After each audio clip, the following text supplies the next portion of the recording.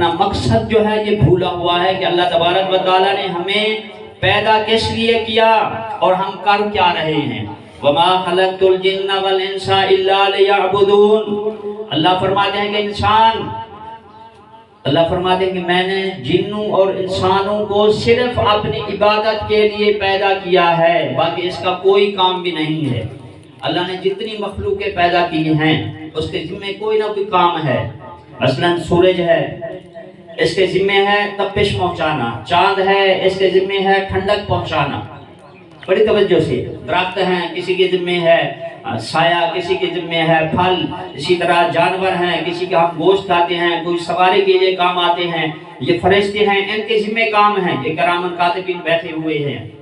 کسی کے ذمہ ہمارے گناہ ثواب لکھنا، کسی کے ذمہ روح قبض کرنا، کسی کے ذمہ بارش برسانا، ہوا چلانا، یہ فرشتوں کے ذمہ کام ہے۔ انسان کے ذمہ کیا ہے؟ انسان کے ذمہ بھی ہے وما خلقت الجن والانس الا ليعبدون، اللہ فرماتے ہیں کہ میں نے جنوں اور انسانوں کو صرف اپنی عبادت کے لیے پیدا کیا۔ وہ عبادت کیا ہے؟ سب سے بڑی عبادت جو ہے وہ نماز ہے، لیکن افسوس ہے کہ ہم اس سے غافل ہیں۔ جب آدمی، توجہ میری طرف، ایک دو منٹ، نماز ہے نا، نماز جب اللہ تبارک و تعالیٰ نے حضرت آدم علیہ السلام کی تخلیق کا ارادہ فرمایا تو کچھ فرشتوں نے عرض کے باری تعالیٰ اس کو پیدا نہ کر، قالوا تجعل فيها من يفسد فيها ويسفك الدماء ونحن نسبح بحمدك ونقدس لك قال اني اعلم ما لا تعلمون، اللہ اس کو پیدا نہ کر، یہ خون رجا کرے گا، لڑے گا، جھگڑے گا، فساد کرے گا، اللہ تیری حمد و ثنا کے لیے، تیرے جو ہے تعریف کے لیے ہم کافی ہیں۔ اللہ نے فرمایا قال انی اعلم ما لا تعلمون، جو میں جانتا ہوں وہ تم نہیں جانتے۔ فرشتے اعتراض کرنے والے، جب آدمی سخت سردی میں گرم بستر چھوڑ کر ٹھنڈے پانی سے وضو کرتا ہے، اللہ تبارک و تعالیٰ ان فرشتوں کو حکم دیتے ہیں، اے فرشتے اعتراض کرنے والے، دیکھو تم کہتے تھے یہ لڑے گا جھگڑے گا، دیکھو اس نے گرم بستر چھوڑ دیا، آرام کی نیند تھی اس نے چھوڑ دی، ٹھنڈے پانی سے وضو کر رہا ہے، دیکھو۔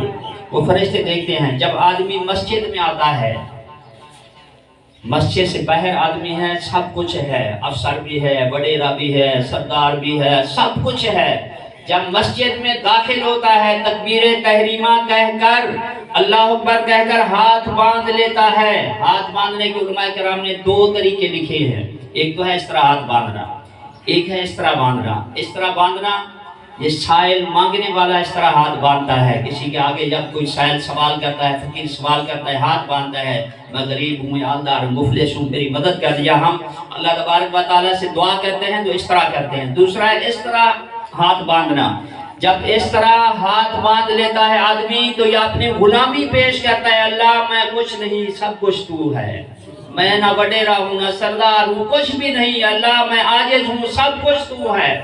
اللہ ان فرشتوں کو فرماتے ہیں کہ فرشتوں دیکھو، تم کہتے تھے لڑے گا، خون ریزہ کرے گا، دیکھو یہ میرے سامنے کیسے کھڑا ہے۔ فرشتے عرض کرتے ہیں اللہ اس کو عطا کر، اللہ فرماتے ہیں ابھی ٹھہرو۔ جب یہ رکوع کرتا ہے، آدمی کسی کے آگے جھکتا نہیں سوائے اللہ کے، جب یہ جھک جاتا ہے، رکوع کرتا ہے، تو فرشتے جو ہے وہ عرض کرتے ہیں باری تعالیٰ اس کے سارے گناہ معاف کر۔ اللہ فرماتے ہیں ابھی ٹھہرو، ابھی دیکھو۔ جب وہ سجدہ کرتا ہے، نماز کا اہم ترین رکن جو ہے سجدہ ہے، پھر آدمی کو اپنے خوبصورت چہرے کی پرواہ نہیں ہوتی، آدمی کی پہچان چہرے سے ہے، آدمی کا حسن و جمال چہرے سے ہے۔ جب اللہ تبارک و تعالیٰ کو سجدہ کرتا ہے، نہ اس کو اپنے خوبصورت چہرے کی پرواہ ہے، نہ اس کو کوئی پہچان کی پرواہ ہے، زمین پر مٹی پر رگڑ رہا ہوتا ہے، سبحان ربی الاعلیٰ، سبحان ربی الاعلیٰ کی صدائیں ہوتی ہیں۔ اللہ فرشتوں کو حکم دیتے ہیں فرشتوں دیکھو، تم اعتراض کرتے تھے، دیکھو اس نے سب کچھ بھلا دیا، خوبصورت چہرے کی پرواہ نہیں کی، دیکھو۔ دوسرا ہے ناک، آدمی کی ناک ہوتی ہے تو زمین ناک پر رگڑ رہا ہوتا ہے، ناک یہ عزت کی نشانی ہے۔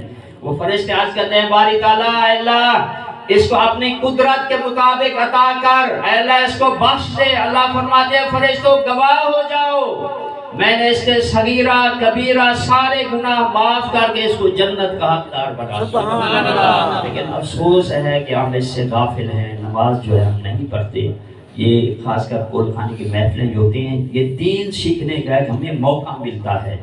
علماء کرام جو بھی بیان کرتے ہیں اس کو کوئی حدیث بات بیان کرتے ہیں، یا بزرگ جس طرح میرے علامہ صاحب فرما رہے تھے، حضرت شیخ عبدالقادر جیلانی رحمۃ اللہ علیہ کے باقی بیان کر رہے تھے، ہماری جو نصیحت ہوتی ہے تو آج سے عہد کر لیں گے انشاءاللہ آئندہ ہم 5 وقت نماز بھی پڑھیں گے، چہرے پر سنت رسول بھی سجائیں گے اور نماز بھی قضا نہیں کریں گے۔ غسل کے 3 فرض ہیں، صرف 1 منٹ۔ غسل کے کتنے فرض ہیں؟ 3۔ آخر تک غسل کے کتنے فرض ہیں؟ میری عادت ہے میں قول خانی کے موقع پر دوستوں کو غسل کے فرائض بتا دیتا ہوں، کہ ایسے بھی ہمارے دوست ہیں، بزرگ ہیں کہ ان کو غسل کے فرائض تک کا پتہ نہیں ہے۔ یہ کیا ہے کہ ہم علماء کرام سے دور ہیں۔ غسل کے کتنے فرض ہیں؟ 3۔ آپ کو جلدی ہے، مجھے آپ سے زیادہ جلدی ہے کہ میں نے سکول جانا ہے۔ غسل کے کتنے فرض ہیں؟ آخر تک کتنے فرض ہیں؟ بڑی توجہ سے، غسل کے 3 فرض ہیں، نہانے کے 3 فرض۔ پہلا فرض ہے کلی کرنا، غلولی جسے ہم کہتے ہیں۔ یہ حلق جو ہے نہ گھٹ جبابادو، کم از کم یہاں تک 1 دفعہ پانی پہنچانا فرض ہے غرارے کے ساتھ۔ اگر روزہ ہے تو علماء کرام یہ لکھا ہے کہ روزہ ہے تو روزے کی حالت میں غرارہ نہ کرے، کہ ایسا نہ ہو کہ پانی نیچے چلا جائے، وہ روزہ فاسد ہو جائے۔ بہرحال یقین ہو جائے کہ پورے منہ میں 1 دفعہ پانی بہ گیا ہے، 1 دفعہ پانی یہ فرض ہے، باقی 2 دفعہ 3 دفعہ یہ سنت مستحب عمل ہے۔ پہلا فرض کلی کرنا۔ دوسرا فرض ناک میں پانی چڑھانا، ناک یہ خشک ہڈی ہے، کم از کم یہاں تک 1 دفعہ پانی پہنچانا۔ جن کو سمجھ آ رہی ہے، 1 دفعہ پانی پہنچانا فرض، 1 دفعہ پانی پہنچانا فرض، یہ 2 فرض ہو گئے۔ تیسرا فرض پورے جسم سے پانی بہ جائے، ہمارا جتنا بھی جسم ہے، سر سے لے کر پاؤں کے ناخن تک جتنا بھی ہمارے یہ پورا جسم ہے، اس سے 1 دفعہ پانی بہ جائے۔ اگر اس پورے جسم میں سے کہیں بھی 1 بال کے نوک کے برابر بھی جگہ خشک رہ گئی تو سمجھ لو کہ ہمارا وہ غسل نہیں ہوگا، غسل نہیں ہوگا۔ یہ 3 فرض ہیں۔ جب بھی باقی غسل سے پہلے وضو کر لینا، غسل سے پہلے پیشاب کر لینا، جسم کو مل لینا، مسواک کر لینا، کپڑا باندھ کر غسل کرنا، کسی سے باتیں نہ کرنا، یہ سنت مستحب عمل ہیں۔ 3 فرض یہی ہیں، پہلا فرض کلی کرنا، دوسرا ناک پہ پانی چڑھانا، اور تیسرا پورے جسم سے پانی کو 1 دفعہ بہا دینا۔ یہ 3 فرض ہیں۔ جب تک یہ 3 فرض مکمل نہیں ہوں گے ہمارا غسل نہیں ہوگا، بلکہ مسلمانوں کے غسل کرنے کا طریقہ بھی یہی ہے۔ جب بھی آپ نہائیں، یہ عمل تو اپنے آپ پورا ہو جانا ہے، باقی 2 ہیں، کلی بھی کر لیں، ناک میں پانی نہیں چڑھا دے۔ تو دعا ہے اللہ تبارک و تعالی ہر مسلمان کو عمل کی توفیق عطا فرمائے۔ یہ میں نے اشتہار لکھے ہوئے ہیں، اکثر دوست مجھے جانتے ہیں کہ میں اکثر قول خانی کے موقع پر یہ میں تقسیم کرتا ہوں۔